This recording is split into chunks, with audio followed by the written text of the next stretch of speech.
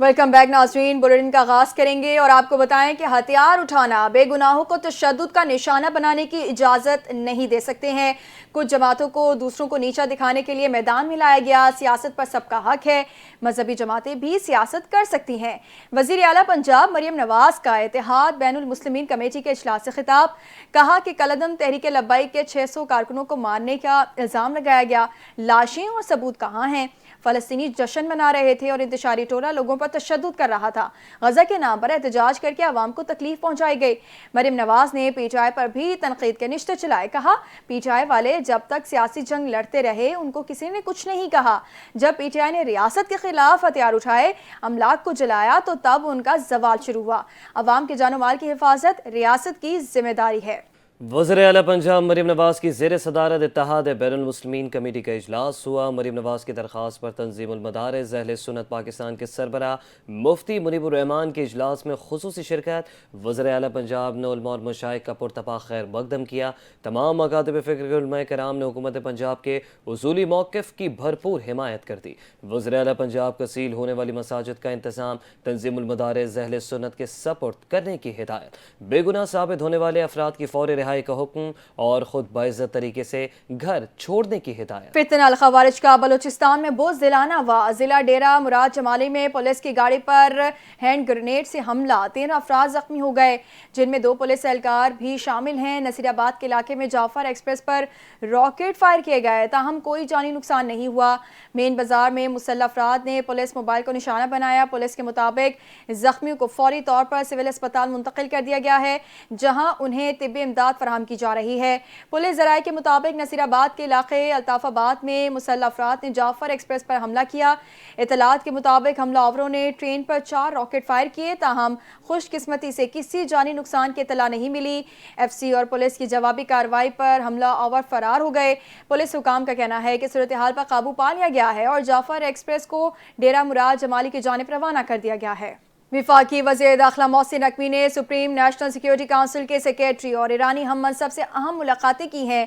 وزیر داخلہ محسن نقوی نے کہا ہے کہ سیکیورٹی سمیت انسداد منشیات کے لیے ایران کے ساتھ تعاون بڑھانا چاہتے ہیں۔ ملاقات میں پاک ایران تعلقات اور سیکیورٹی تعاون بڑھانے پر تفصیلی تبادلہ خیال، انسداد دہشت گردی، انسداد منشیات اور بارڈر مینجمنٹ کے حوالے سے بات چیت ہوئی۔ ملاقات میں باہمی تعاون کے لیے مشترکہ روابط بڑھانے کی ضرورت پر زور دیا گیا۔ اس موقع پر گفتگو کرتے ہوئے secretary supreme national security council Iran نے کہا کہ 2 طرفہ تعلقات میں مثبت پیش رفت خوشائند ہے۔ پاک ایران وزیر داخلہ نے داخلی سیکیورٹی کے امور پر باہمی تعاون بڑھانے پر تبادلہ خیال کیا اور محسن نقوی نے ای سی او وزارتی کانفرنس کے کامیاب انعقاد پر ایرانی ہم منصب کو مبارکباد دی۔ محسن نقوی نے کہا کہ رکن ممالک کے لیے یہ وزارتی کانفرنس دورس نتائج کی حامل ہوگی، داخلی سلامتی سے متعلق امور پر ایک دوسرے کے تجربات سے فائدہ اٹھانا چاہتے ہیں۔ وزیر داخلہ نے ایرانی ہم منصب سکندر مومنی کو پاکستان کے دورے کی دعوت بھی دی، جس پر ایرانی وزیر داخلہ نے دورے کی دعوت قبول کر لی اور وہ جلد اسلام آباد آنے کا وعدہ کیا۔ نائب وزیر اعظم اسحاق ڈار کو الجیریا کے وزیر خارجہ احمد عطاف کا ٹیلی فون۔ دونوں رہنماؤں کے پاکستان اور الجیریا کے درمیان 2 طرفہ تعاون پر اطمینان کا اظہار، باہمی تعلقات مزید مضبوط بنانے کے عزم کا اعادہ، اقوام متحدہ سمیت مختلف عالمی فورمز پر مشترکہ تعاون بڑھانے پر اتفاق کر لیا گیا۔ پیپلز پارٹی نے آزاد کشمیر میں وزیر اعظم کے امیدوار کا نام فائنل کر لیا۔ آزاد جموں کشمیر قانون ساز اسمبلی میں ان ہاؤس تبدیلی کے سلسلے میں پاکستان پیپلز پارٹی نے وزارت عظمیٰ کے لیے چودھری یاسین کے نام کی منظوری دے دی اور ذرائع کے مطابق چودھری یاسین کے نام کا اعلان بلاول بھٹو زرداری کی طرف سے زرداری ہاؤس میں کیا گیا۔ ذرائع کے مطابق اس موقع پر پیپلز پارٹی آزاد کشمیر کی قیادت بھی موجود تھی۔ ذرائع کا کہنا ہے پیپلز پارٹی میں وزارت عظمیٰ کے لیے 4 ناموں پر غور کیا گیا۔ چودھری یاسین، لطیف اکبر، فیصل ممتاز راٹھور اور سردار یعقوب کے ناموں پر غور کیا گیا۔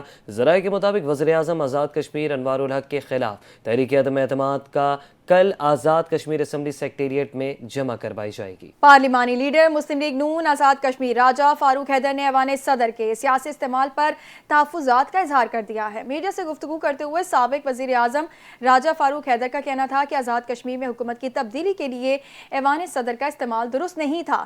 ایوان صدر میں آزاد کشمیر کے سیاسی بحران پر 3 اجلاس ہونا درست عمل نہیں ہے۔ پیپلز پارٹی کے رہنماؤں کو اس معاملے میں خصوصی احتیاط کرنی چاہیے تھی۔ انہوں نے کہا کہ آزاد کشمیر میں وزیر اعظم वज़ीर-ए-आज़म की तब्दीली पर नवाज शरीफ ने ही फैसला करना है। पीपल्स पार्टी भी अपनी क़यादत आसिफ अली ज़रदारी या बिलावल भुट्टो से मुशावरत के बाद फैसले करती है। बिलावल भुट्टो की ज़ेर सदारत ज़रदारी हाउस में इजलास हुआ, इसमें कोई क़बाहत नहीं। राजा फारूक हैदर का कहना था कि ऐवान सदर में इजलास ने आज़ाद कश्मीर की सियासी तब्दीली पर सवालात खड़े कर दिए हैं। ऐवान सदर का इस्तेमाल सियासी गैर जानिबदारी के उसूलों के मुनाफी है। उनका कहना है कि फैसला पीपल्स पार्टी ज़रूर करे, लेकिन रियासती अलामतों को सियासी इस्तेमाल दुरुस्त नहीं है। वफाकी वज़रा को भी आज़ाद कश्मीर के मामले पर इस तरह गुफ्तगू नहीं करनी चाहिए। पीटीआई वफ्द की सरबराह JUI मौलाना फजल रहमान से मुलाकात हुई है, जिसमें मुल्क की सियासी खित्ते की सूरत हाल पर गुफ्तगू हुई।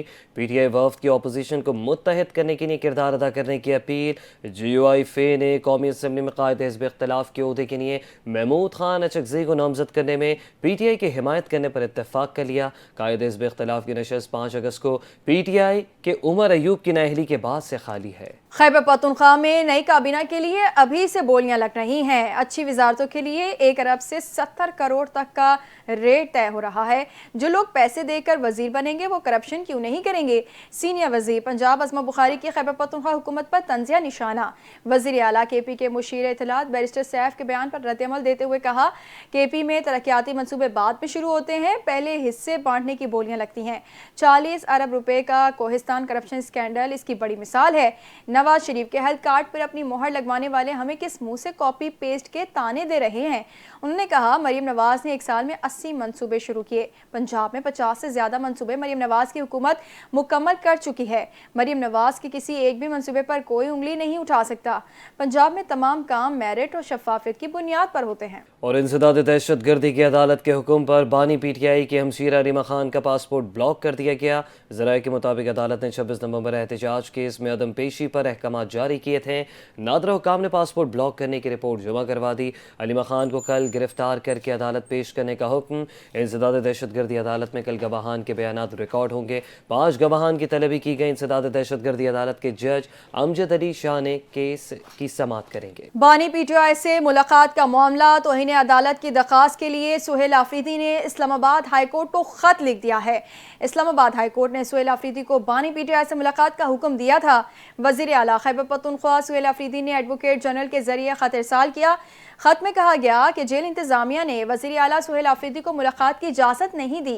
तौहीन अदालत का केस दायर करने के लिए हुक्मनामे की तस्दीक शुदा नकल फराहम की जाए, जिसके लिए दरखास्त पहले ही जमा कराई जा चुकी है, लेकिन ताहाल तस्दीक शुदा नकल फराहम नहीं की गई। 9 मई वाक़यात के अहम मुकदमे में साबिक MPA और साबिक सदर तहरीक इंसाफ गुजरात चौधरी सलीम सरवर जोड़ा समेत 30 कारकुनों को अदालत ने बाइज्जत बरी कर दिया। सीनियर सिविल जज सैयद तहज़ीबुल हसन नकवी ने सुप्रीम कौंसिल के रहनुमा शमशादुल्लाह मलई के तफसीली दलाइल सुनने के बाद ये फैसला सुनाया। अदालती फैसले के मुताबिक इस्तग़ासा मुल्ज़िमान के खिलाफ ठोस शवाहिद पेश करने में नाकाम रहा।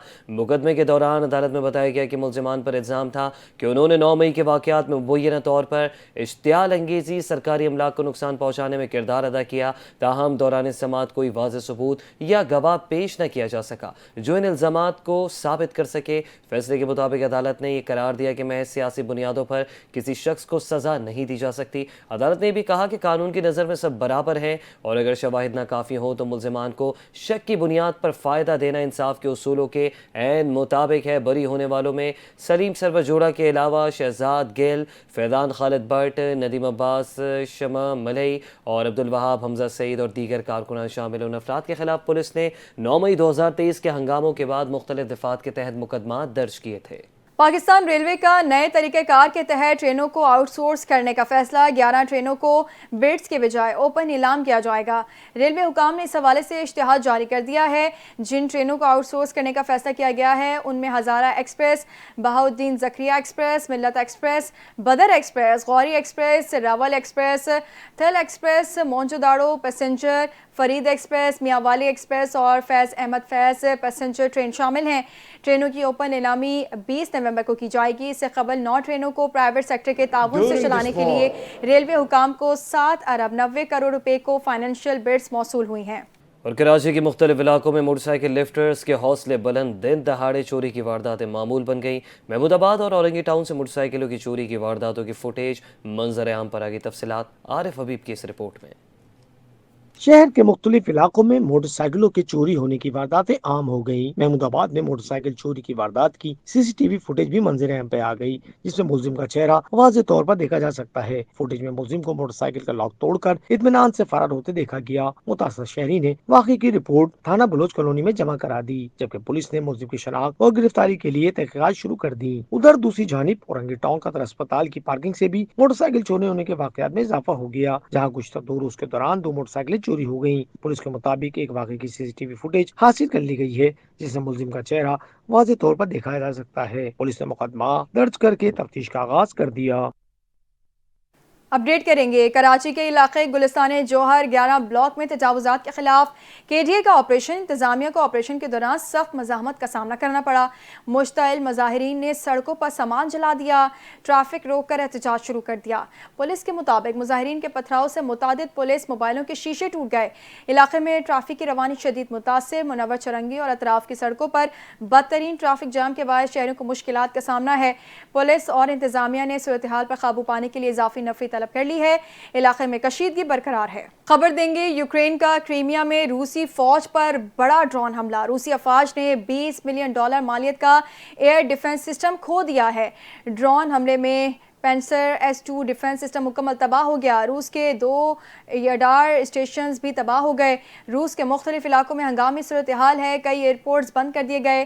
روسی وزارت دفاع کے مطابق روس کی فضائی دفاعی نظام نے 100 یوکرینی ڈرونز مار گرائے، جن میں 6 ماسکو ریجن اور باقی 11 مختلف علاقوں اور کریمیا کے اوپر تباہ کیے گئے۔ روس حکام کے مطابق یوکرین کے ڈرون حملوں میں کسی جانی نقصان کی اطلاع نہیں ملی۔ نیوز اسٹوڈیو سے فی الحال اتنا ہی۔ مزید خبروں کے لیے دیکھتے رہیے NTN نیوز۔